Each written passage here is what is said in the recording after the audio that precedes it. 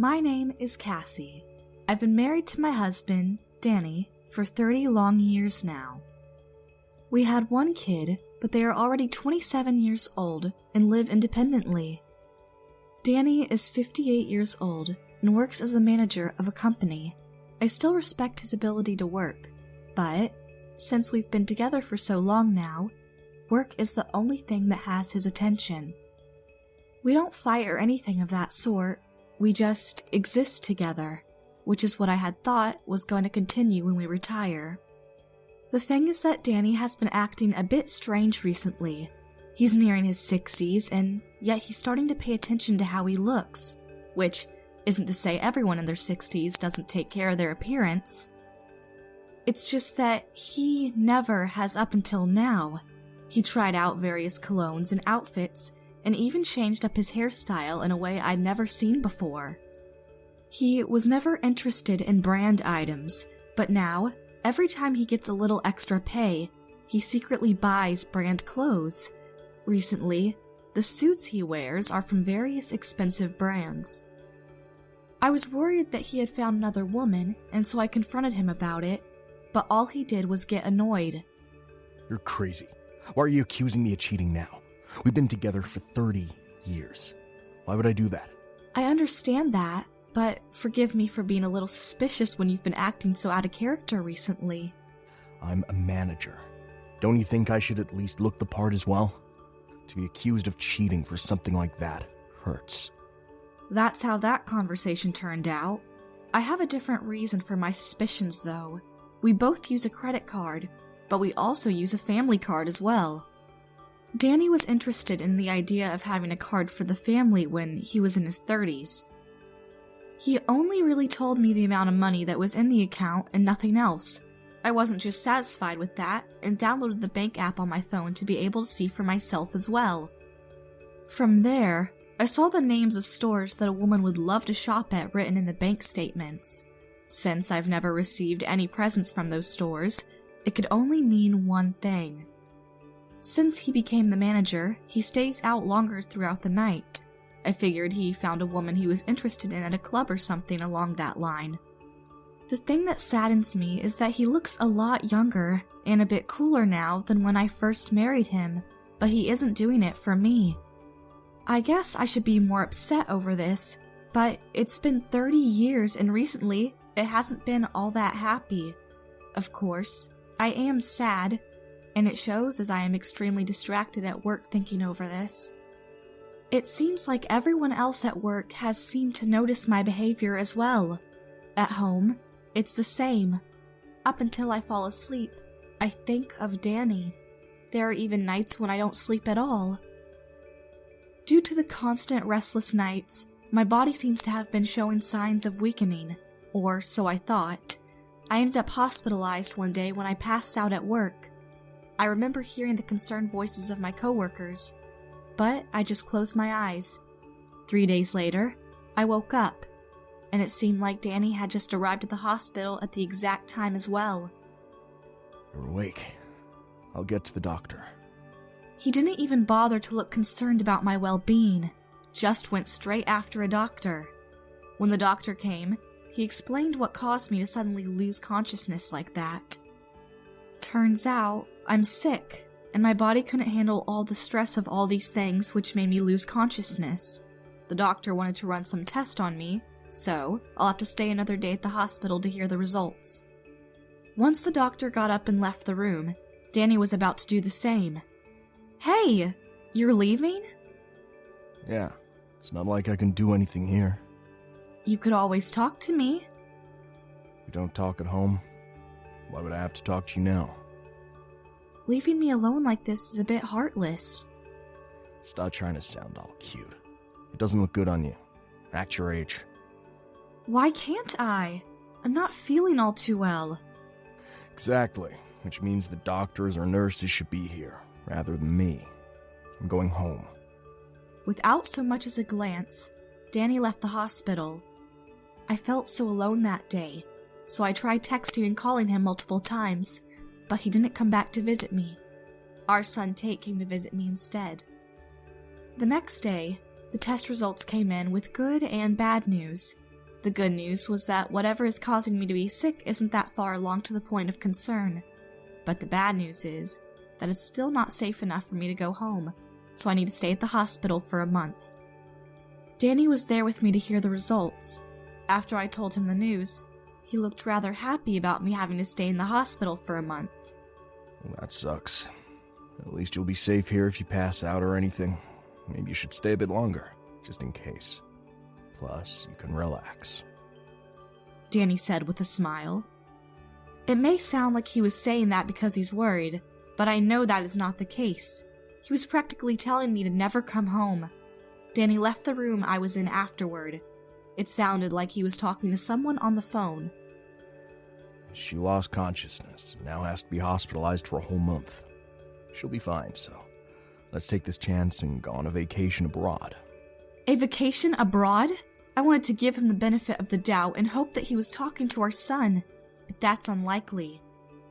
After he finished his phone call, he came back to the room, packed up, and left. After that, no matter how much I contacted him, he never answered. I have a gut feeling that I know what's going on. After a week at the hospital, I decided to look at the bank statements for our family card. My gut feeling was correct. He did go on a vacation abroad. I searched the name of the stores on the statements. It seems like he went to Greece. They were all expensive stores and restaurants in Greece. Seems like he's been having fun. Finally, I saw a jewelry store where the statement showed he spent a hefty sum on that place. He went with his mistress. I didn't want to believe that he was cheating on me, but I can't deny it anymore when I have the proof right in front of me. I didn't want to keep this ongoing feeling of stress much longer, so I decided to make a social media account and look her up. I looked up the name of the hotel written on the bank statements, and amongst the many people posting from the hotel, I found one English post there. I looked at the post, and there he was. It looked like an old couple enjoying their time together. I found more posts from the account that'll disappear in 24 hours. The jewelry that was bought from the mistress was even posted with the caption, "Thanks for the present, Danny. I love it and you so much." My hand that was holding the phone started to shake uncontrollably. I was furious. While I'm here suffering from illness, my so-called husband is out in Greece with his mistress having a great time. He chose to be with her rather than me. Maybe it was the need for revenge that helped, but somehow I recovered quickly. I was allowed to leave the hospital 2 weeks earlier than expected. I didn't mention this to Danny and went home. I wanted to start planning my revenge immediately.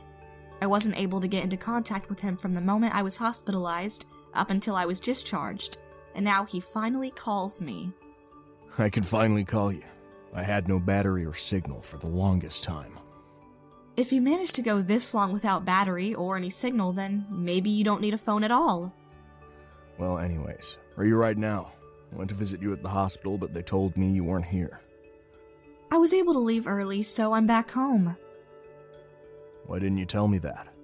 You didn't have any battery or signal, right? Don't be so smug. Anyway, I'll be heading home now. I sat there after he so rudely ended the call, wondering why he was so mad at me. Also, why couldn't he come up with a better excuse for not being able to even text or call? If he didn't have any battery or signal, how was he able to work? It's like he's not even bothering to try. 1 hour later, I get a phone call from Danny again. Hey, where are you? Where's our house? Oh, you're finally home? You were supposed to be at work and yet you finally come home? Where is our house? I sold it off. Sold it? Who allowed you to do that? Myself? I live there too, so obviously my permission would be needed. Oh, my bad. I sold the house while he was still away. It was a nice place with easy access to public transportation. Everybody wanted to live here. It was a real struggle to find an opening. By the way, somebody already bought it, so I'm gonna need you to hurry up and leave. Why would you do something like that? Why? You're the one who spent the money that was saved for both of us. I knew you went to Greece, and all the gifts you've been giving to another woman. What are you talking about? Why would I do any of that? I know you've been cheating on me. You don't need to try and hide it now. That trip to Greece was for work, and that gift was for the bartender at the bar I always go to. Just stop. Her name is Ashley, right? I found her on social media. What? How did you... I've been looking at our bank statements for a while now. I'm in charge of the statements. There's no way you should be able to... I had the app installed on my phone. I can easily see where you've been using the card and when. You're kidding, right? Search it up. I thought I was hiding it pretty well. Anyways, I'll be keeping the money I got from selling the house, okay? That should be okay with you considering what you've done. What about where I'm going to live? Where are you? I'll go where you are. No, I don't want to live with you anymore. Are you saying that you want a divorce? Of course I am. You weren't there for me when I needed you to be there for me the most. Plus, I can't be with someone who uses the money that we had saved together. I refuse. She was around for fun. A distraction. You were around that so-called distraction for a while now. I wanted to spend the rest of our days when we retired with you, using the money we had saved up. That's impossible now, I guess. You used my money on a different woman. You'd regret divorcing me. You can't sustain yourself with just your paycheck. I actually could. I am making a lot more than you think I am. I already explained everything to Tate and sent a letter to your job explaining the situation. I wasn't aware that the woman you were seeing was one of your employees. Isn't that kind of relationship not allowed at your job? You're kidding, right? Did you tell my job? Are you crazy? It would make sense for me to go crazy after discovering that my husband is cheating on me, not to mention using up my money. I doubt that someone wouldn't go crazy after all that. She has a family as well. So? You guys are scum who don't appreciate your family. Anyways, hurry up and pack your stuff up, or else some trouble will go down with the next owners of the house. Wait, hang on. Goodbye. We were officially divorced shortly after. Danny ran into some trouble with the mistress's husband as well. His manager position was also taken from him after they found out about the affairs. All those times he took advantage of his position have now been turned tenfold. The mistress got fired from the company. She wasn't that great of an employee to begin with. 6 months later, Danny started knocking on my door. I'm not sure how he found my address. When I opened the doors, he was on his hands and knees asking for my forgiveness. Please let us go back to how life was before. You were the one for me. This is embarrassing. Stop. She's crazy. Yeah, I could guess that a homewrecker for both herself and another's would be less than sane. Just like you. It's not that. Since she got fired and has no job, she can't pay for any of the money that her husband is demanding. So she's asking me to help pay for it. I try to explain that my salary is barely enough anymore, thanks to you. This isn't my fault. It's yours. Does it matter? It does, but whatever. What did you want? I want to be back with you. I can't be with her any longer, emotionally and financially. You have no regard for anybody but yourself. What about my emotions and my money? I only have negative emotions, and whenever I see you, there's no way I can be with you again. We're divorced. Leave me alone. I slammed the door in his face.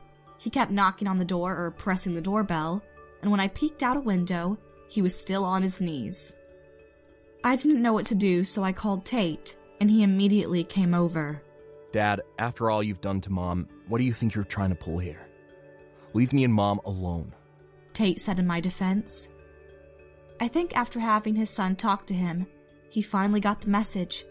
He finally left me alone, and I moved to where Tate lives. His wife had offered to let me live with them, and I couldn't be more grateful. I finally feel like I can have fun as I watch my grandson.